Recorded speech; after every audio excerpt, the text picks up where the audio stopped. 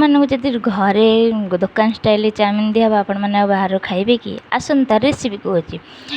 ପାଣି ଗରମ ହେଲା ପରେ ନେଇଛି ଅଳ୍ପ କିଛି ତେଲ, ସ୍ୱାଦ ଅନୁସାରେ ଅଳ୍ପ ଲୁଣ ନେଇଛି, ତା ଦେହରେ ଚାଉମିନ ପକାଇ ଦେଇଛି। ଚାଉମିନ ଆମର ସିଝି ଆସିଲାଣି, ତାକୁ ଗୋଟେ ଜାଗାରେ ଛାଣି ଦେଇଛି, ପୁରା ଭଲସେ ପୁରା ଛାଣି ଦେଇଛି। ସେମ୍ କଢ଼େଇ ନେଇଛି ଅଳ୍ପ ତେଲ, ଦୁଇଟା କଞ୍ଚା ଲଙ୍କା ଚିରିକି ନେଇଛି, 2 ଫୁଟ ରସୁଣ, ଅଳ୍ପ ଅଦା ଛୋଟ ଛୋଟ କରି କାଟିକି ନେଇଛି, ଗୋଟେ ପିଆଜ କାଟିକି ନେଇଛି, ଅଳ୍ପ କିଛି ସୋୟାବିନ ପକାଇଛି।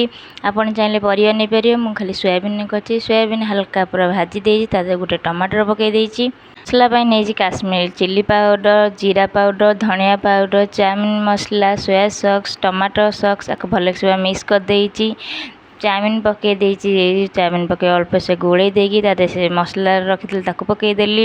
ଲୁଣ ପକାଇ ଦେଇଛି, ଲୁଣ ପକାଇ ସାରିଲା ପରେ ଅଳ୍ପ କିଛି ମରିଚ ତାକୁ ଚୁରି ଦେଇକି ପକାଇ ଦେଇଛି। ତା ଦେହରେ ଗରମ ମସଲା ପକାଇ ଦେଇକି ତାକୁ ଗୋଟେ ଜାଗାରେ ବାଢ଼ି ଦେଇଛି। ଆମର ରେଡ଼ି ହେଇଗଲା ଦୋକାନ ଷ୍ଟାଇଲର ଚାଉମିନ। ଦେଖନ୍ତୁ କେତେ ସୁନ୍ଦର ଭାବରେ ଚାଉମିନ ହେଇଛି, ଦେଖିବା ପାଇଁ ଯେମିତି ସୁନ୍ଦର ହେଇଛି ଖାଇବା ପାଇଁ ବି ସେମିତି ଟେଷ୍ଟି ହେଇଥିଲା।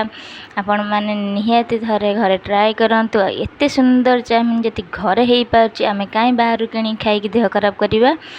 ଥରେ ଘରେ ନିହାତି ଟ୍ରାଏ କରି ଦେଖୁନ, ଛୋଟରୁ ବଡ଼ ଆଙ୍କେ ସମସ୍ତେ ପସନ୍ଦ କରିବେ ଆଉ ଦୋକାନରୁ ଆଣିବା ବନ୍ଦ ହେଇଯିବ।